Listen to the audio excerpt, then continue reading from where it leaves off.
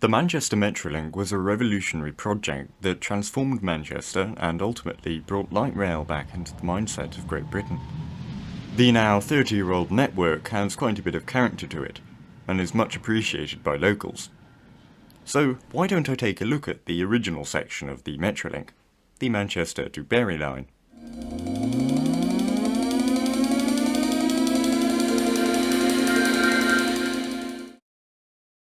Let's start with a bit of history. The route that later became the Bury line opened originally in 1879, built by the Lancashire and Yorkshire Railway as a heavy rail service.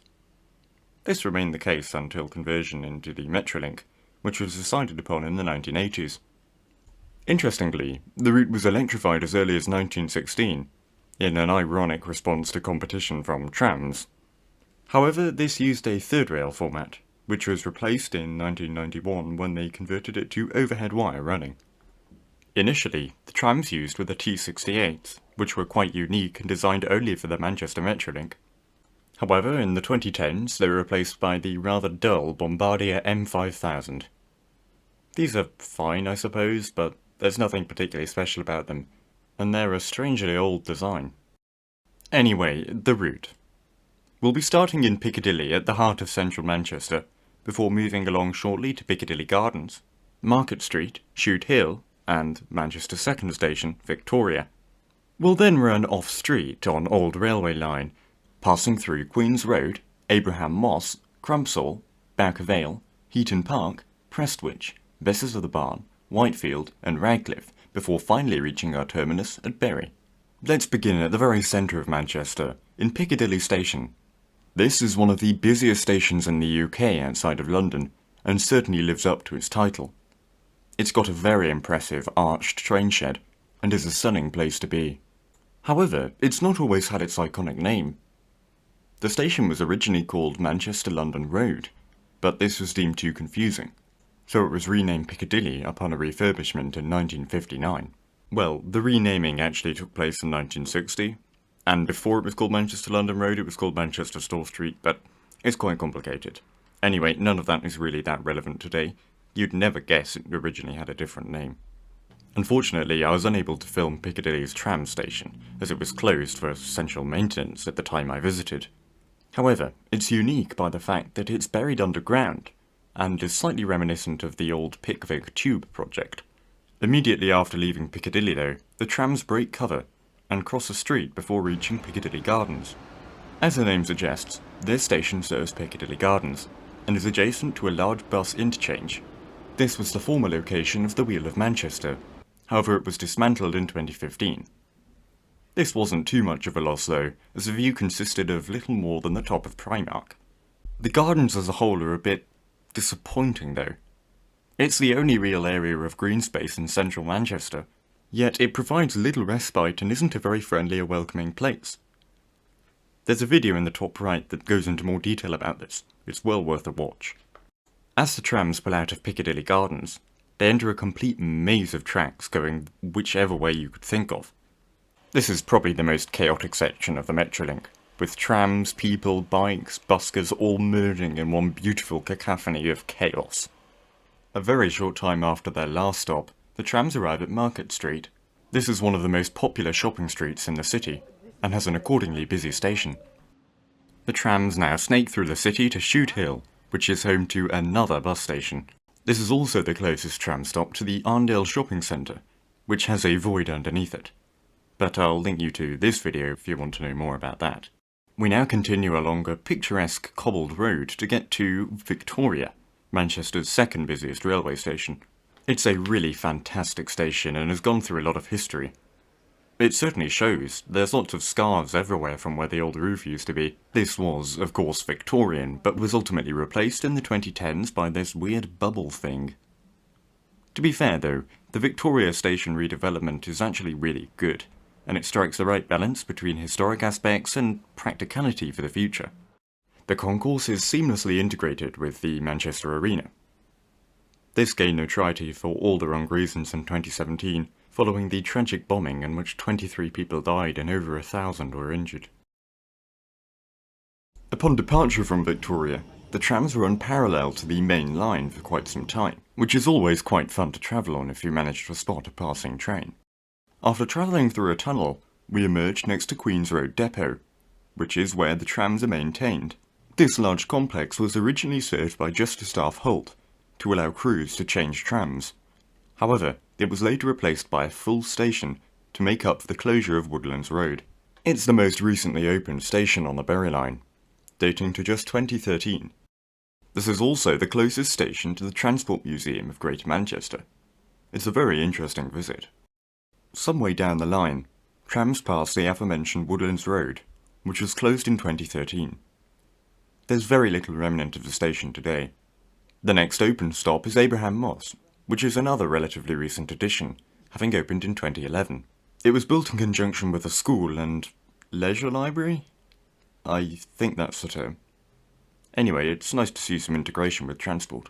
The next station is Crumpsall, which is now quite a sizable station. It recently gained an additional platform to accommodate terminating trams from Manchester Airport. It's also home to this evidently quite painful ramp. I imagine that in some cases more of your journey is spent on the ramp than on the tram. The next stop is Bowker Vale, which has a very brutalistic footbridge. It looks as if it was built in the 1930s, though I'm not entirely sure. If anyone knows more details about it, I'd like to know. It just seems slightly odd. Bowker Vale is also the first instance where we see longer platforms than are actually in use. This is due to the line originally being operated by heavy rail trains. These required longer platforms, but when it was converted to tram services, they weren't needed. So on many tram stops on the Bury line, you'll find huge swathes of platform completely abandoned. Another thing I find a little interesting about Bowker Vale is the fact that there's a ticket machine right underneath the footbridge at the very end of the usable platform. I don't know why it's here. I certainly wasn't expecting to see it. Trams then travel under an extremely long tunnel underneath Heaton Park. When said park was a private estate, the owner of the manor house decided that he didn't want trains passing through his garden, which, I mean, fair enough. I'd really like it, but it wasn't me choosing the line anyway, I suppose.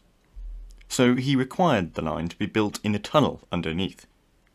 This was slightly inconveniencing for the railway company, but in the end it's worked out okay. That said, I don't actually have a source for that, so it could just be word of mouth, which can be inaccurate, but that's what I heard. I really hope it's true though. It's a nice tale of Victorian NIMBYism. Anyway, Heaton Park Station is actually one of the most substantial on the Bury line. It features these towers for the lift shafts, and they've got these pointy roofs which I quite like. Heaton Park, the park, is also home to a heritage tramway, which is very interesting. But in my opinion, the most intriguing aspect of Heaton Park tram stop is that of the platform furniture. There's a bus stop functioning as a shelter, which I find a little bit odd, but perhaps even more jarring is this lamppost, which is still painted in the old blue and grey colours of the Metrolink. This colour scheme was fastidiously stamped out in the early to mid-2010s, when Metrolink decided to change from that to the current yellow and grey.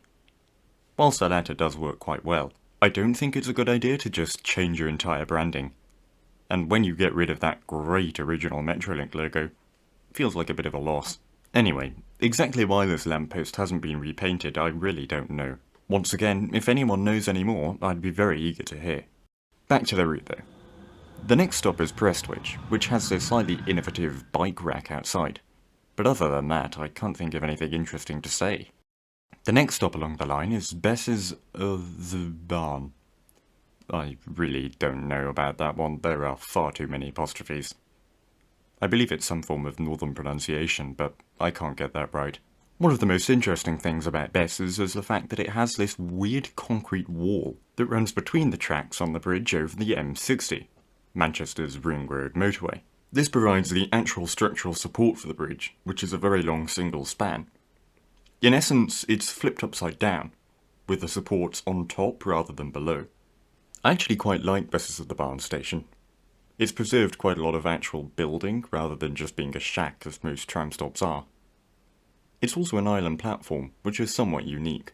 This is also the closest stop to the Loco Shared Railway model shop, which is probably my favourite model shop in the country. The next stop along the line is Whitefield, which I don't actually mind. I think it's quite a structurally sound building. and the bridge doubles up as an entrance, which I like. There's also a newsagent in there, and asbestos apparently.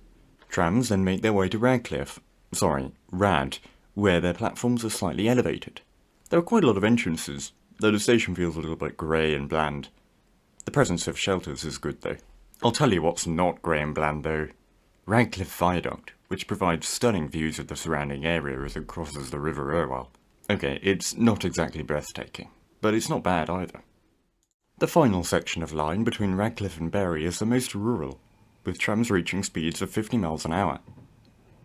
There used to be a level crossing along here, however unfortunately it appears to have been taken out, with trams merely crawling across the road at low speed. This is such a shame if you ask me. It was fantastic to go through a level crossing on a tram. And finally we arrive at the trench that is Bury Interchange. Trains used to run into Bury Bolton Street, Bury's main station, but they moved to the interchange following its opening in 1980, in preparation for the Pick Vic project. This did improve integration with the buses, but it's a pretty dull station, and it seems to have an escalator that never works. You'll still find quite a lot of British Rail signage around here, which is remarkable considering how long ago that was. The bus station part of the interchange is actually miserable, and could really do with complete demolish and rebuilding as has happened in Bolton. Though there is one nice thing about it. There's this illuminated neon sign outside the entrance to the tram stop, with a quote from a poem, I believe. I'm amazed that they've decided to illuminate it for over 30 years. Surely there must be some concerns now, given the current energy crisis. Well, there you go. That's been the Manchester Metrolink between Piccadilly and Bury. I think it's quite objective to say that it's been an enormous success, and has significantly enhanced Manchester as a city. It was the start of many things to come, and I really appreciate it for that. That said, I've been a little bit disappointed with some of the stations. I was expecting there to be more interesting things like artworks and so on, but you can't get everything. I do hope you enjoyed the video, and feel free to join my Discord if you like. But anyway, I'll see you next time, and goodbye.